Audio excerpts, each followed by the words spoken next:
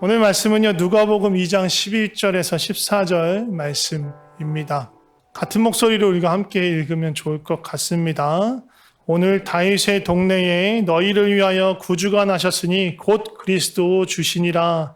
너희가 가서 강보에 쌓여 구유에 뉘어있는 아기를 보리니 이것이 너희에게 표적이니라 하더니 호련히 수많은 천군이 그 천사들과 함께 하나님을 찬송하여 이르되 지극히 높은 곳에서는 하나님의 영광이요 땅에서는 하나님이 기뻐하신 사람들 중에 평화로다 하니라. 아멘.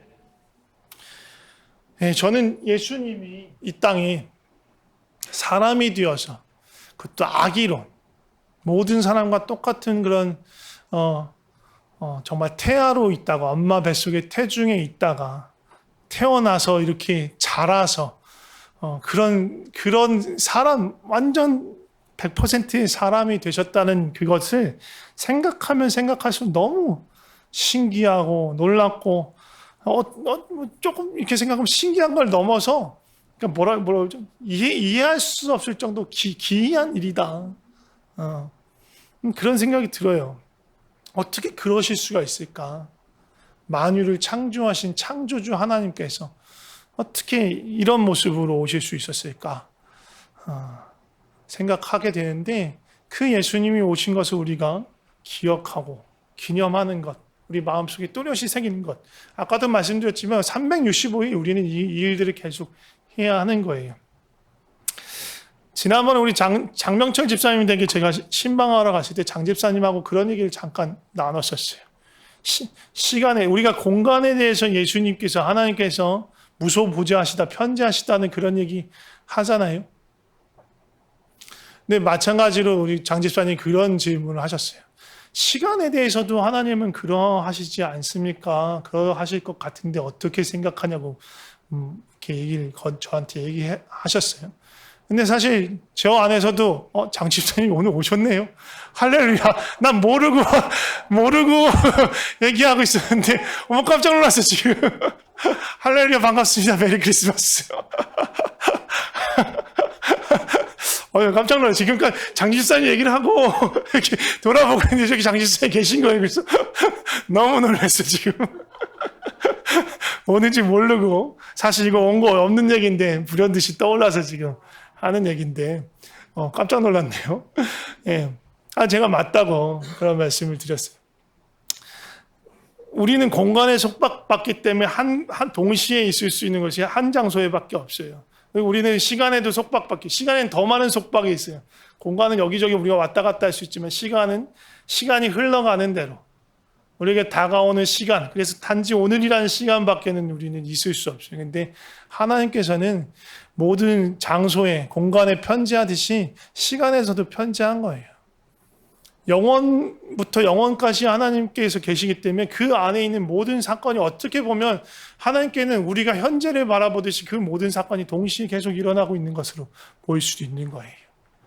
그렇기 때문에 미래에 우리가 생각하는 미래, 과거 그것이 어떻게 보면 하나님에게는 그냥 동시에 다발적으로 다 보일 수 있는 것. 그렇기 때문에 전지한 하나님의 속성이 나타나는 것이 이도할 수 있습니다. 그래서 성탄의 사건이 2000년 전에 우리의 역사로 보면 한 번 일어난 일이지만 그것은 영원한 일이기도 한 거예요. 성탄뿐만 아니라 예수님의 죽으심과 부활 역시 한 번 일어난 사건이지만 동시에 영원한 사건이에요. 왜? 예수님이 영원하신 분이시기 때문에. 시간의 제약을 뛰어넘는 분이시기 때문에. 그렇기 때문에 2000년 전에 탄생하시고 죽으시고 부활하신 것이 오늘날 우리에게도 영향을 미칠 수 있는 거예요. 그렇기 때문에 우리가 매일매일 날마다 그 하나님의 이 땅에 오심과 죽으심과 부활하심은 내 것이 되게 해야 되는 거예요. 그 얘기를 하려다가 여기까지 온 거예요. 우리가 이따가 선물 교환도 하겠지만 깜짝 놀랐어요. 많은 분이 오셨군요. 제비를 내가 개수가 맞나 모르겠네. 제비를 제가 일단 30장을 만들어 왔는데 믿음이 약한 자이기 때문에 이게 넘는 거 아니야? 예, 일단 선물 고백할 건데 사실 가장 귀한 선물이 뭐예요? 예수님 자신이에요. 예수님 자신. 온 우주를 합한 것보다 더 귀한 게 성삼위 하나님이시고 그 삼위 중 한 분이신 성자 예수님 자신을 우리에게 내주신 것도 성부 하나님의 입장으로 따지자면 독생자이신 그 아들 예수를 우리에게 내어주신 것, 그거보다 귀한 선물이 없어요. 예수님 가장 귀하신 분이에요. 우리가 찬양으로 우리 좋아하는 찬양 주 예수보다 귀한 것은 없다라고 고백하잖아요. 그 가사가 어때? 이 세상의 부귀도, 이 세상의 명예도, 이 세상의 행복도 주님과 바꿀 수 없다라고 고백을 해요. 찬양의 고백이 그래요. 어떤 것도 비교할 수가 없다. 바꿀 수가 없다. 이전에 즐기던 것, 세상에서 의스대고 자랑하던 것, 그것과도 비교할 수 없다. 나 그것 다 버리고 예수님을 취하겠다. 유혹과 핍박이 몰려와도 나 그것 다 물리치고 이 예수님 내가 어떻게든 반드시 붙잡겠다. 왜? 세상에서, 온 우주에서 가장 귀하니까.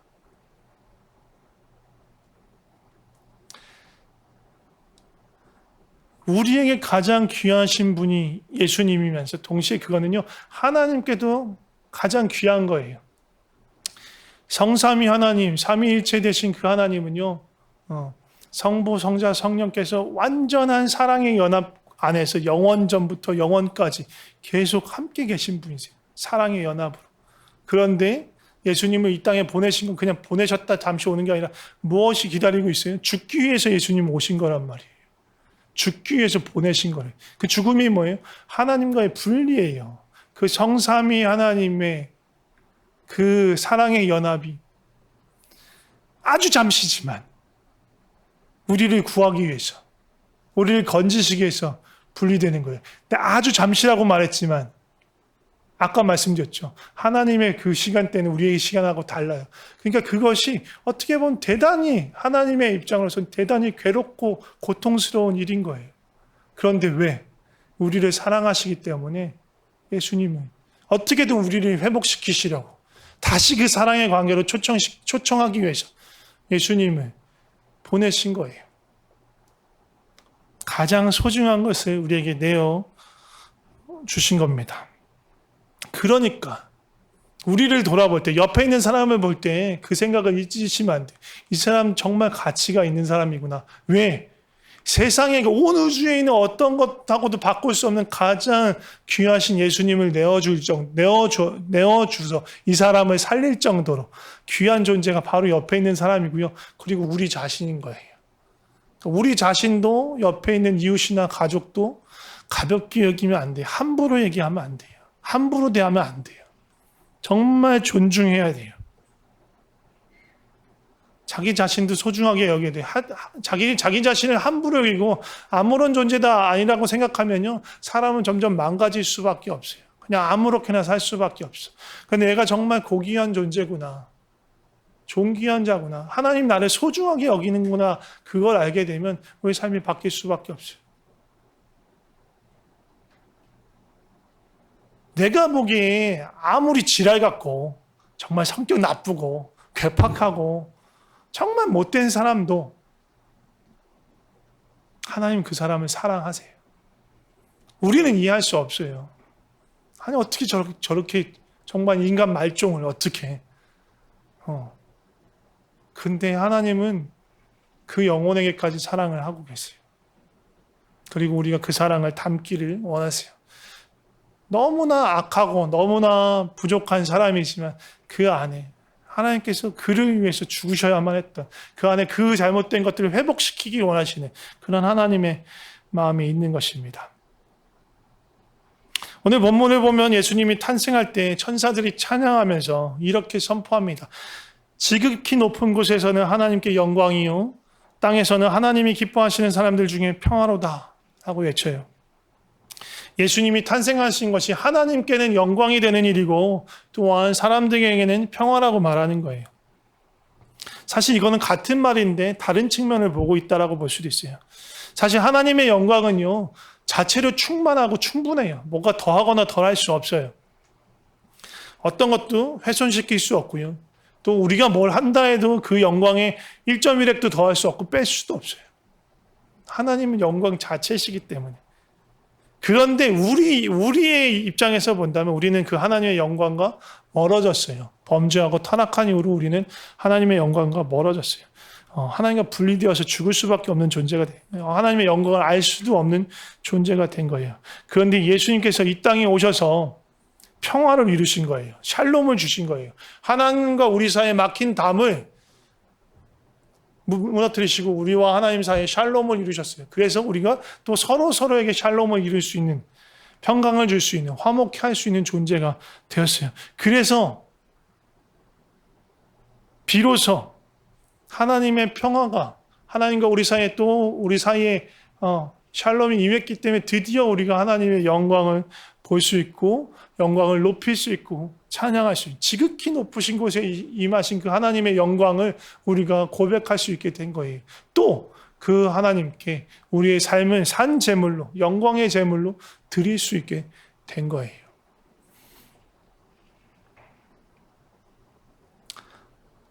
우리는 근데 그 평화를 누리고 있을까요? 샬롬으로 오신 땅에 있는 자들에게 평강을 주셨는데 그 평화를 누리고 있습니까?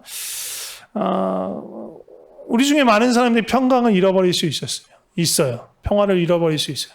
쉽게 생각하는 건 뭐예요? 우리 누군가가 싸웠을 때예요. 뭐 말싸움을 하든 뭐 어떻게든 누군가 서로 갈등이 있을 때, 갈등이 골이 깊어지면, 그리고 적당히 우리 가족처럼 이렇게 매일 보지 않고 지낼 수 있는 사이면 우리는 없는 사람 취급하기도 합니다. 네. 덜 불편하려고 없는 사람 취급하기도 해요. 그러나 그건 역시 평화를 잃어버린 거예요. 평강을 잃어버린 거예요. 마음의 벽을 쌓고 없는 사람 취급하고 관계하지 않은 것, 관계의 벽을 다 쌓아버리는 것, 평강을 잃어버린 것입니다. 또 우리 내면 속에 나 스스로 평강을 잃어버릴 수 있어요. 평화를 잃어버릴 수 있어요. 언제요? 염려와 근심이 찾아올 때, 욕심과 내 안에 있는 내면에 있는 죄의식과 그런 것 때문에 우리가 내적 평안을 잃어버릴 수 있습니다. 또 그것 말고도요. 나는 정말 평화롭게 살고 싶었는데 뜻하지 않은 정말 삶에 큰 고난이 찾아올 때 평안을 잃어버릴 수 있어요. 지금 세부에 있는 많은 사람들이 평안을 잃어버렸을 거예요. 큰 태풍으로 인해서 집이 날아가 버리고 교회 건물이 막 지붕이 날아가고 물이 들어오고 집기가 다 훼손되고 태풍과 인해서 뭐 누전으로 또 불이 나기도 하고 막 그런 걸로 인해서 사실 성탄절인데 지난주 성탄주일이고 오늘 성탄절임에도 불구하고 제대로 예배를 드릴 수도 없는 그런 상황. 예수님 오신 것을 기뻐합니다. 메리 크리스마스 그렇게 말하기가 너무 송구스러운 그런 분들이 있을 수 있어요. 그러나 이 모든 평강을 잃어버린 자들에게 예수님이 찾아오신 거예요. 평화를 주시기 위해서, 평강을 주시기 위해서 오신 거예요. 먼저는 우리 내면의 평강을 다시 회복해야 됩니다. 어떻게 찾을 수 있을까요? 너무 쉽습니다. 하나님께 가면 돼요. 막 복잡한 생각들, 막 염려, 근심 막 있으면 어쨌든 하나님 앞에 가는 거예요. 그리고 어떻게 해요? 쏟아놓으세요. 다. 내 안에 있는 내 걱정과 염려와 근심과 욕심과 또 죄의식과 그 모든 것들을 주님 앞에 쏟아놓으시고 주님의 음성을 들으시면 그때 평강이 임해요. 주님 우리에게 평강을 주십니다. 염려와 근심을 주님께 맡길 때 주님이 행하신 일을 보게 되고 또 우리의 욕심이나 그런 것들 안에 주님이 다스릴 때 이것이 아니라 생명으로 가는 길을 발견하게 되는 거고요. 또 우리의 죄의식, 우리를 붙잡고 있는 죄의식 가운데서 하나님께 나갈 때 그 무거운 죄의 짐을 내려놓고 주님 주시는 참된 생명의 자유를 누릴 수 있게 됩니다. 또 우리 관계 안에서 평화가 깨어졌을 때 어떻게 해야 됩니까? 용서하고 품어야 됩니다. 예수님이 우리를 사랑하신, 그러기 위해서 그 생명을 내어주신 그 사랑을 기억하면서 내가 그럴 만한 가치가 있었을까라는 것을 다시 한번 기억하면서 또 그렇게 나를 살리신 주님의 은혜가 이 사람에게도 그렇게 소중히 여기시는 것을 알면서 그 하나님의 마음을 알기 때문에 그 마음으로 사랑하고 품는 겁니다. 용서하는 것입니다. 예수님이 오신 것을 기억하고 기념하는 오늘 그거 하기 좋아요. 혹시 평소에 안 보고 살아야지 하고 담 쌓고 지냈던 분들이 있으면 짧게 그냥 메리 크리스마스라고도 한마디 문자 톡 보내시면서 관계 회복에 단초를 놓으시면 좋을 것 같아요. 순종하는 거예요. 하나님께서 나에게 평화의 도구로 나를 쓰시기 원하시니 내가 그런 작은 순종이라도 주님께 드리면 좋을 것 같습니다. 또 여러 가지로 지금 실제로 정말 큰 고통 가운데 세부에 있는 분들처럼 어려운 이웃들이 있다면 우리가 좀 그들을 위해서 좀 기도해야 할 것입니다. 또 실제로 도울 수 있는 일이 있다면 도울 수 있으면 좋을 것 같아요. 지난 우리가 추수감사절 때도 어려운 가운데 있는 이웃들을 위해서 헌금을 했습니다. 그래서 지금 이제 두 곳으로 나눠서 그 헌금을 보냈어요. 그래서 오늘 허광봉 집사님 오셨는데 어저께 허광봉 집사님 좀 손수 쌀을 사가지고 어디에요? 프루트풀 라이프 생명의 열매 교회를 찾아가셔서 여기 또 1시간 반 거리 정도 된다고 들었어요.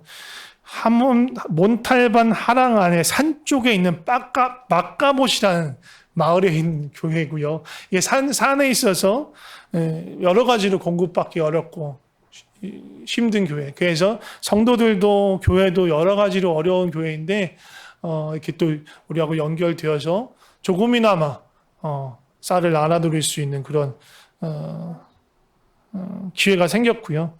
또 다른 곳으로 또 지원하고 있는 건 지금 이제 필리핀 현지인 교회와 목사님들이 한 30분 정도 모셔가지고 훈련하면서 돕고 있는 그런 선교사님이 계신데 선교사님이 성탄절에 이 교회와 이 목사님들 또 돕고 싶다 하셔서 그곳으로 또 이렇게 또 절반을 또 지원을 했습니다. 많은 재정 아니었습니다. 많은 재정 아니죠. 우리가 할 수 있는 만큼 또 우리를 통해서 하나님의 그 위로와 평강이 이렇게 흘러가길 소망하는 것입니다.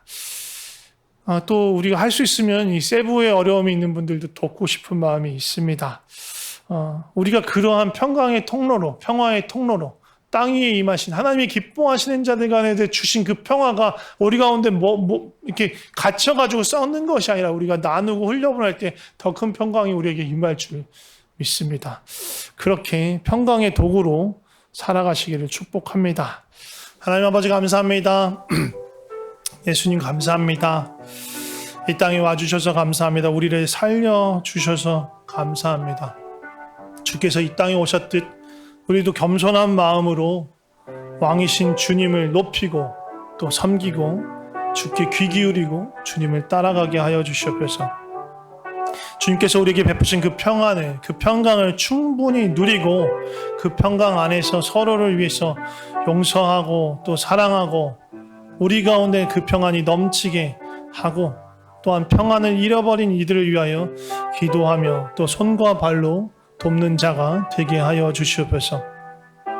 예수 그리스도는 가장 귀한 보물을 우리에게 주신 그 가장 귀한 선물을 절대로 포기하지 않고 잃어버리지 않고 끝까지 붙잡고 살아가게 하여 주시옵소서.